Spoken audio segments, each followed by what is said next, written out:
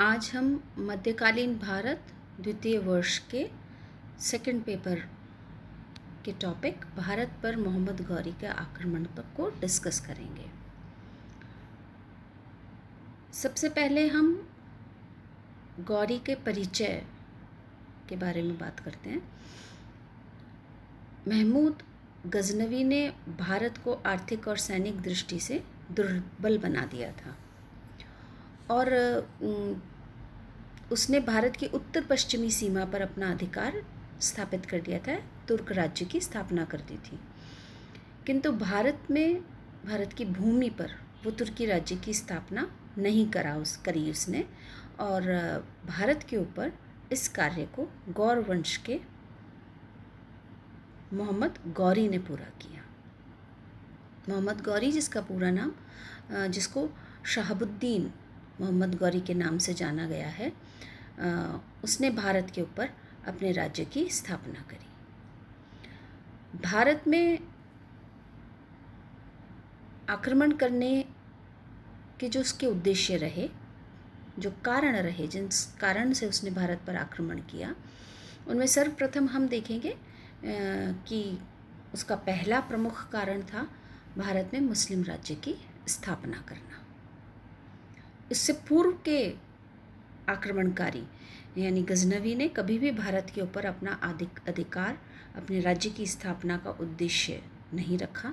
उसने भारत से, हमने पिछले लेक्चर में ये डिस्कस किया था कि वो भारत से केवल धन प्राप्त करना चाहता था, और वो धन लूटकर भारत पर उसने 17 बार आक्रमण किए, लेकिन हर बार वो भारत से धन लूट के लेके गया। किंतु अब गौरी ने, जिसने कि करीब हम अगर समय की बात करें तो करीब 150 साल के बाद, गजनवी के 150 साल बाद भारत के ऊपर उसने आक्रमण किया था, और गौरी भारत के ऊपर मुस्लिम राज्य की स्थापना का प्रमुख उद्देश्य लेकर भारत की ओर उसने रुख किया था।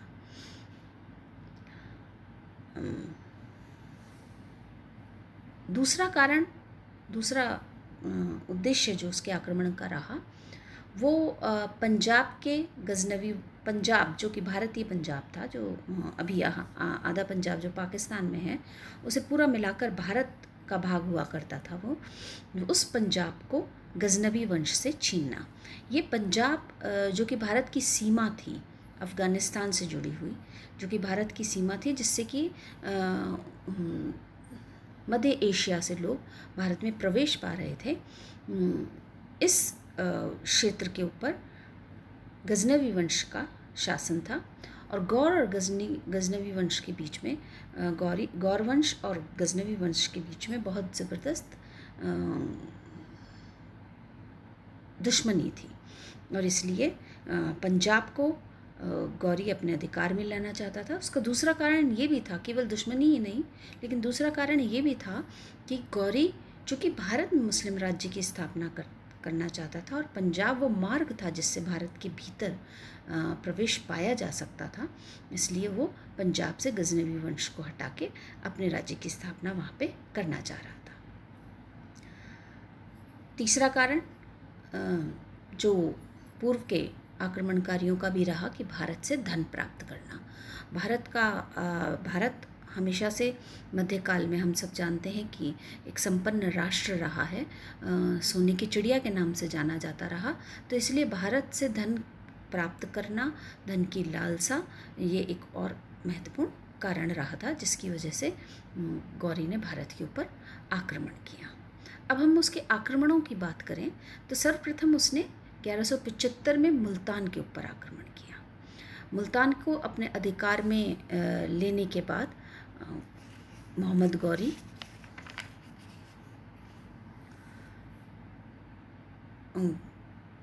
का दूसरा आक्रमण गुजरात पे रहा 1178 में।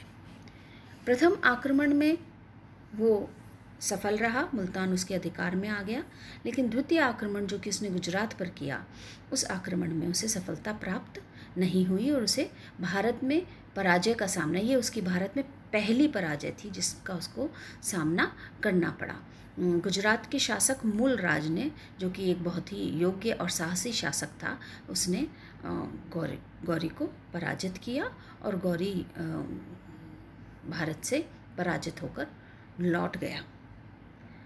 आगे के आक्रमणों के लिए उसने अपना फिर मार्ग बदला। अब वो गुजरात के मार्ग से, गुजरात के मार्ग से वो भारत प्रवेश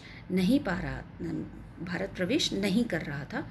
उसने पंजाब की तरफ अपना रुख अपनाया और फिर एक एक करके उसने पंजाब के विभिन्न क्षेत्रों पर अपना अधिकार स्थापित किया। 1179 में उसने पेशावर पर अपना अधिकार स्थापित किया। उसके बाद उसने 1185 में सियालकोट पर अपना आधिपत्य स्थापित कर लिया और 1186 तक वो लाहौर के ऊपर अपना अधिकार स्थापित करने में सफल हो गया। लाहौर के ऊपर अपना अधिकार स्थापित करते ही करीब करीब पूरा पंजाब अब इसके गौरी के अधिकार का क्षेत्र हो गया था। और पंजाब जब गौरी के अधिकार का क्षेत्र हुआ तो उसके राज्य की सीमाएं भारत के शासक पृथ्वीराज चौहान की राज्य की सीमाओं से जुड़ गई। यहाँ हम थोड़ा सा डिस्कस करेंगे, जैसा आपको मैप में नज़र आ रहा होगा। हम देखते हैं कि इस समय 3 महत्वपूर्ण शासक भारत के अंदर थे। हालांकि भारत में एकता नहीं थी, कोई केंद्रीय शासन नहीं था, लेकिन फिर भी 3 महत्वपूर्ण वंश थे जो भारत के अंदर शासन कर रहे थे। चौहान वंश, जिसका कि अधिकार का क्षेत्र दिल्ली और अजमेर के आसपास और राजपूताना का क्षेत्र रहा। यहाँ पर चौहान वंश के बहुत ही शक्तिशाली शासक, या हम कहें कि इस काल के सबसे शक्तिशाली शासक पृथ्वीराज चौहान तृतीय, जो कि राय पिथौरा के नाम से भी जाने जाते हैं, उनका अधिकार था। दूसरी तरफ हम देखते हैं कि गुजरात और उसके आसपास के क्षेत्र में चालुक्य वंश का अधिकार था, जहाँ भीमदेव और उसके पिता मूलराज का शासन रहा। इसके अलावा जयचंद, जो कि गढ़वाल वंश के थे और कन्नौज में उनका राज्य था, वो मध्य भारत में उनका अधिकार था। बंगाल के अंदर पाल शासक थे। तो इस तरीके से राजनीतिक दृष्टि से हम देखते हैं कि भारत में इस समय 3 महत्वपूर्ण शासक थे। तो पंजाब के ऊपर अपना अधिकार स्थापित करने के बाद गौरी ने जब पंजाब पर गौरी का आधिपत्य स्थापित हो गया तो दिल्ली की सीमाएं गौरी के राज्य की सीमाओं से जुड़ गई, या हम ये कहें कि चौहान वंश के राज्य की सीमाएं गौरी के राज्य की सीमाओं से टकराने लगी। अब पृथ्वीराज चौहान, जो कि एक शक्तिशाली शासक था, उसके ऊपर अपना अधिकार स्थापित किए बगैर गौरी भारत में अपने स्थायी राज्य की स्थापना नहीं कर सकता था। इसलिए अब ये आवश्यक हो गया था गौरी के लिए कि वो पृथ्वीराज के साथ युद्ध करे। गौरी ने 1188 के अंदर भटिंडा के किले के ऊपर आक्रमण करके उसको अपने अधिकार में ले लिया, और जब वो वापस लौटने लगा तो पृथ्वीराज चौहान ने भटिंडा की ओर बढ़ा ताकि वो वापस से भटिंडा के किले को अपने अधिकार में ले ले, जो कि उसके राज्य की सीमा पर स्थित था। 1191 में तराइन का प्रथम युद्ध हुआ। मोहम्मद गौरी और पृथ्वीराज चौहान के बीच में तराइन के क्षेत्र में ये युद्ध हुआ, और इस युद्ध में मोहम्मद गौरी को गंभीर पराजय का सामना करना पड़ा। ये मोहम्मद गौरी की दूसरी पराजय थी जिसका सामना उसे भारत में करना पड़ा था। पृथ्वीराज चौहान, जो कि एक शक्तिशाली शासक था, वो इसमें विजयी हुआ। उसने अपने क्षेत्र को भटिंडा के पंजाब के अपनी सीमा के आसपास के क्षेत्र को अपने अधिकार में पुनः ले लिया। लेकिन मोहम्मद गौरी अपनी इस पराजय से बहुत परेशान हुआ। वो हार नहीं मानने वाला था, चूँकि उसका उद्देश्य भारत के ऊपर अपने राज्य की स्थापना करना था। इसलिए मोहम्मद गौरी ने पुनः युद्ध की तैयारी करी। दूसरी तरफ हम देखते हैं कि पृथ्वीराज चौहान को ये विचार किया, या ऐसा पृथ्वीराज चौहान जो था उसे ये लगा कि अब गौरी वापस भारत की ओर रुख नहीं करेगा। उसने शायद ऐसा माना कि जैसे गजनवी पूर्व में आया और भारत को लूट के वापस चला गया, अपने राज्य की स्थापना नहीं करी, गौरी भी शायद उसी उद्देश्य से आया है। और इसी विचार के साथ पृथ्वीराज चौहान ने बहुत दोबारा से किसी प्रकार के युद्ध की तैयारी नहीं करी। हम देखते हैं 1 वर्ष तक गौरी ने युद्ध की तैयारी करी और 1 वर्ष के पश्चात गौरी पुनः भारत युद्ध करने के लिए आया और इस समय तराइन का दूसरा युद्ध हुआ 1192 में। 1192 ईस्वी में तराइन का दूसरा युद्ध हुआ और इस युद्ध में पृथ्वीराज चौहान को हार का सामना करना पड़ा। पृथ्वीराज चौहान एक बड़ी सेना के साथ युद्ध करने के लिए गया था, किंतु इतिहासकार ऐसा मानते हैं कि पृथ्वीराज चौहान इस दूसरे युद्ध के लिए तैयार नहीं था। उसने साल भर में इस युद्ध की पूरा 1 साल का जो अंतराल रहा उस दौरान उसने किसी भी प्रकार के युद्ध की तैयारी नहीं करी। दूसरी तरफ गौरी ने अपनी सजगता और श्रेष्ठ युद्ध प्रणाली के कारण इस युद्ध को जीत लिया। इस युद्ध में विजय प्राप्त करते ही गौरी के राज्य की सीमाएं दिल्ली और अजमेर क्षेत्र तक फैल गई थी और अब गौरी ने दिल्ली को अपनी राजधानी बना लिया। उसके बाद उसने रणथंभौर के ऊपर उसके सेनानायक ऐबक ने आक्रमण किया और रणथंभौर को अपने अधिकार में ले लिया। इसके पश्चात 1194 में जो चंदवार के युद्ध के अंदर जयचंद, जो कि एक अन्य महत्वपूर्ण शासक था, जो कन्नौज के ऊपर शासन कर रहा था, उसके साथ गौरी का युद्ध हुआ और गौरी ने जयचंद को युद्ध में परास्त किया। जयचंद की युद्ध में मृत्यु हो गई और कन्नौज का क्षेत्र भी जयचंद के अधिकार में आ गया।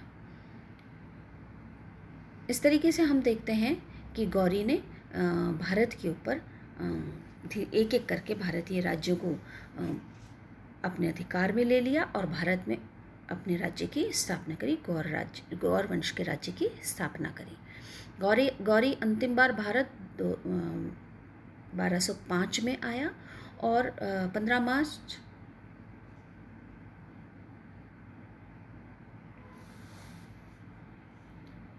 1206 को उसकी हत्या कर दी गई।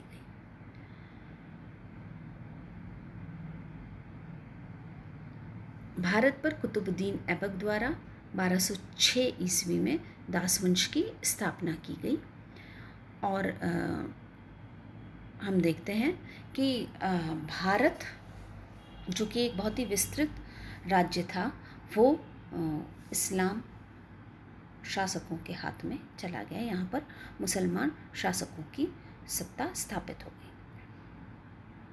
अब हम ये डिस्कस करेंगे कि हिंदू राज्यों के पराजय के क्या कारण रहे। देखिए, पहली बात तो ये कि सैनिक दुर्बलता, जैसा कि हम देखते आ रहे हैं, गजनवी के काल में भी सैनिक दुर्बलता एक बहुत बड़ा कारण रहा गजनवी की विजय का। उसी तरीके से गजनवी के 148 साल बाद जब गौरी ने आक्रमण किया तब भी वही स्थिति बनी रही, सैनिक दुर्बलता बनी रही। भारतीय शासक सेना के प्रति उन्होंने सेना को बहुत ज़्यादा सुदृढ़ करने की कोशिश नहीं करी। उनकी सेना जो पारंपरिक तरीके से युद्ध करती थी वही करती रही। साथ ही साथ सेना को समय समय पर जो उसमें परिवर्तन किए जाने चाहिए, उसमें जो एक मनोबल बढ़ाया जाना चाहिए सेना का, वो नहीं बढ़ाया गया। दूसरा कारण राजनीतिक दुर्बलता रही। ये जो राजनीतिक दुर्बलता जो थी वो हमें स्पष्ट नज़र आती है जब हम भारतीय राज्यों के बारे में बात करते हैं। भारत में हालांकि गजनवी के काल के बाद की जो राजनीतिक स्थिति थी उसमें परिवर्तन आया था। कुछ महत्वपूर्ण वंश अपनी शक्ति का विस्तार कर चुके थे, किंतु कोई भी केंद्रीय शासक नहीं था, कोई भी केंद्रीय शक्ति नहीं थी जो संपूर्ण भारत को अपने अधिकार में लेकर रखे। और ऐसी स्थिति के अंदर भारत में राजनीतिक दुर्बलता स्पष्ट रूप से नज़र आ रही थी, जिसका फ़ायदा गौरी को मिला। ये जो अलग अलग शासक थे ये एक दूसरे के साथ प्रतिस्पर्धा में थे, एक दूसरे का विरोध कर रहे थे और विदेशी आक्रमण के समय ये एक नहीं हो सके। तीसरा कारण सामाजिक दुर्बलता रहा, यानी समाज में अभी भी पूर्व की भांति ही धर्म, जाति पाति, भेदभाव बहुत ज़्यादा बढ़ चुके थे और उसका परिणाम ये निकला कि सेना इससे प्रभावित हुई।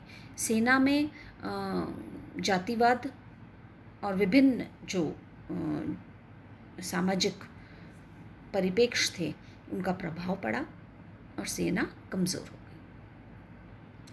एक अन्य महत्वपूर्ण कारण ये रहा कि राजपूतों ने अपनी सीमा के प्रति उदासीनता को व्यक्त किया। हम सभी समझते हैं ये बात इतिहास के स्टूडेंट होने के नाते कि सीमाएं यदि सुरक्षित नहीं होंगी तो राज्य कभी भी सुरक्षित नहीं रह सकता। और ऐसा ही हुआ, इस युग में भी ऐसा ही हुआ। राजपूत शासक एक दूसरे के साथ विरोध करते रहे, लेकिन उन्होंने अपनी सीमाओं को सुरक्षित करने के लिए एक दूसरे का सहयोग नहीं दिया और यही एक कारण रहा जिसकी वजह से गौरी भारत में प्रवेश पाने में सफल हुआ।